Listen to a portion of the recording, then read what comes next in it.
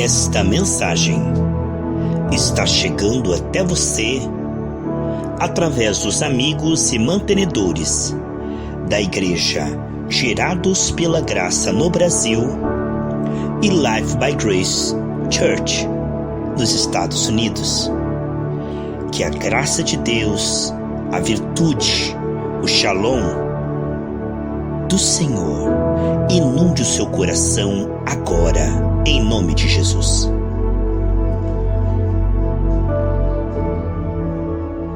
A paz do Senhor Jesus Cristo, queridos preciosos irmãos, Shalom.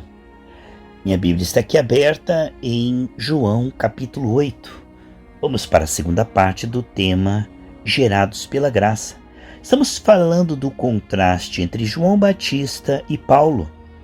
Estamos falando do contraste entre os profetas da antiga aliança e os profetas da nova aliança. Veja o que diz aqui. A mulher adúltera, é o capítulo 8 de João. Olha só. Porém Jesus foi para o Monte das Oliveiras. E pela manhã cedo voltou para o templo. E indo, o povo vinha ter com ele, e assentando-se, ensinava. E os escribas e fariseus trouxeram-lhe uma mulher apanhada em adultério. E, pondo-a no meio, disseram-lhe: Mestre, essa mulher foi apanhada no próprio ato, adulterando. E na lei, nos mandou Moisés que tais, sejam apedrejadas. Tu, pois, o que dizes? Meu Deus. Isso diziam eles, tentando, para que tivessem do que o acusar. Se ele mandasse apedrejar, diriam que ele está tomando o lugar dos sacerdotes. E você sabe que Jesus não veio para condenar, mas para salvar. Então, se ele dissesse apedrejem, é como se ele estivesse incentivando um assassinato. Se ele dissesse não apedreje, estaria indo contra a lei. Então iriam dizer que ele é um rebelde e que estava contra a lei de Moisés. Veja que situação. Se eles quisessem mesmo resolver a situação, falariam com o sinédrio e trariam o homem que cometeu o adultério com ela, porque ela não fez adultério sozinha, Mas o alvo não era a mulher.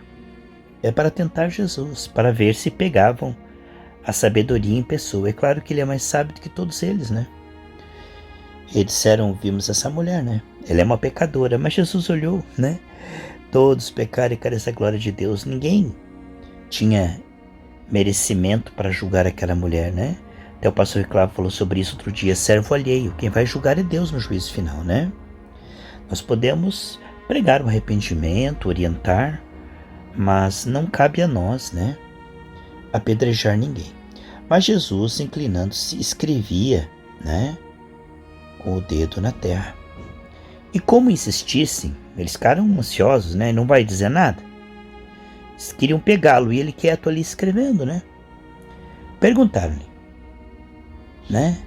Ficavam perguntando, insistindo, perguntando. Endireitou-se e disse-lhe: aquele que dentre vós está sem pecado, seja o primeiro que atire pedra contra ela. E tornando a inclinar-se, escrevia na terra.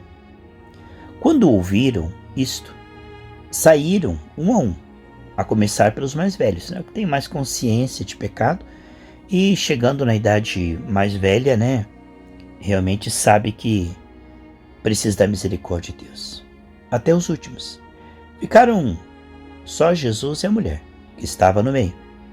E endireitando-se Jesus, e não vendo ninguém mais, o Espírito Santo trabalhou junto com Jesus para levar esses homens ao arrependimento. Veja que atmosfera tremenda, Eles com ódio, com ira, e Jesus liberou uma atmosfera onde todos eles se arrependeram. Não é bonito isso, pessoal? Olha o que a graça faz.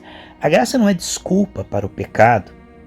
A graça é solução para o pecado, porque ela produz uma atmosfera onde o pecador realmente começa, primeiramente, a deixar de amar o pecado e depois deixa de praticar o pecado.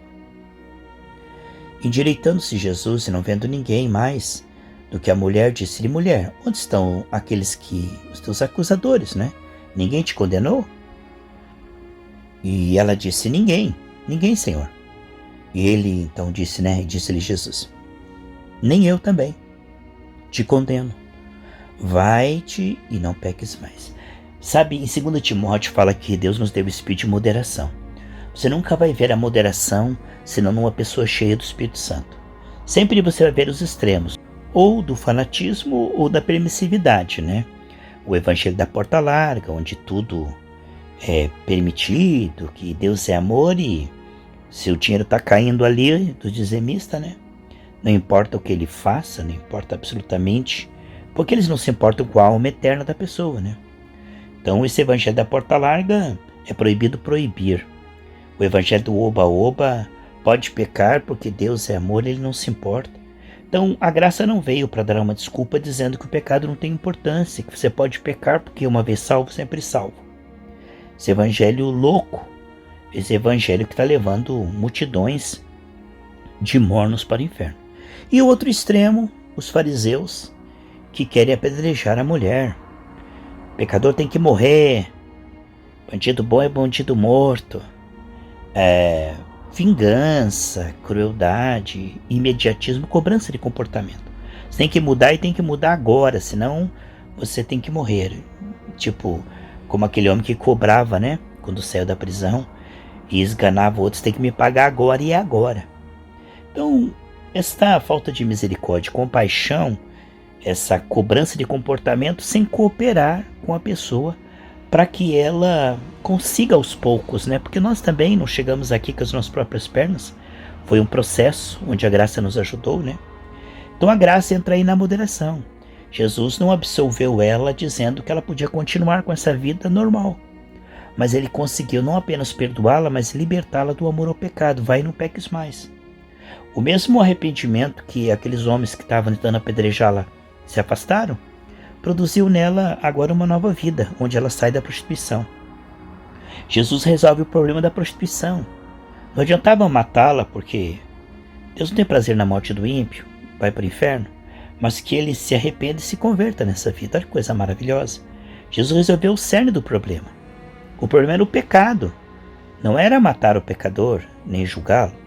Então, João Batista, ele sabe colocar o termômetro e dizer: é pecador. João Batista sabe dizer: você merece a morte.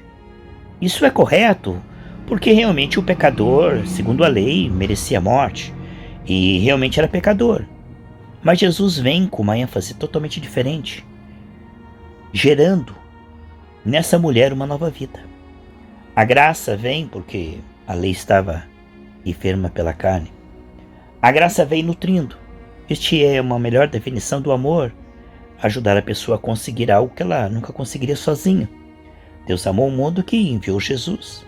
E Jesus morreu na cruz, pagou com o seu sangue o nosso pecado e nos deu o Espírito Santo de obediência para que gradativamente nós tenhamos essa libertação do pecado, do amor ao pecado e da prática do pecado, para pelo fruto do Espírito começarmos agora a produzir obras de obediência, obras dignas de arrependimento.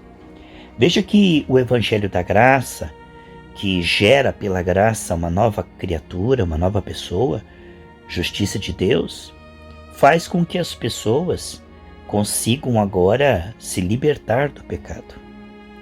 Coisa que pela lei a pessoa só podia se culpar e se esforçar, mas estava morto em delitos e pecados. Vemos aqui a graça de Deus restaurando esta mulher e fazendo com que aqueles outros pecadores também saíssem arrependidos, sem poder julgá-la, sem poder apedrejá-la. Veja a diferença de Judas e Pedro. Os dois cometeram o mesmo pecado, traíram a Jesus. O pecado é trair a Jesus, é entristecer o coração do nosso melhor amigo. Não é apenas quebrar a lei, mas quebrar o nosso relacionamento com a única pessoa que nos ama de verdade, que é Deus. Por isso o salmista Davi diz no Salmo 51, contra ti, somente contra ti pequei. Então você pode ver que tanto Judas como Pedro cometeram a mesma traição. Mas Judas foi nos religiosos, e os religiosos disseram: nós não podemos fazer nada. E ele entrou em desespero e tirou sua vida. Veja que a religião não tem solução, só tem condenação, culpa, só sabe colocar o termômetro e falar da doença, mas não sabe sarar. Jesus foi na graça até Pedro, e Pedro teve a oportunidade de confessar 3 vezes que amava Jesus, porque 3 vezes ele negou. Criou-se ali uma atmosfera de lava-pés, onde Jesus criou uma situação propícia para Pedro poder se arrepender, ser restaurado. Na sua primeira pregação, ele ganhou 3.000 almas. Então, você veja que a graça restaurou Pedro. Não disse que ele não tinha pecado, mas fez com que ele se arrependesse e fosse restaurado. Isso é uma coisa maravilhosa para nós pensarmos, que a graça nos leva além. A graça não é uma desculpa para o pecado, mas é o poder de Deus para salvar os que creem.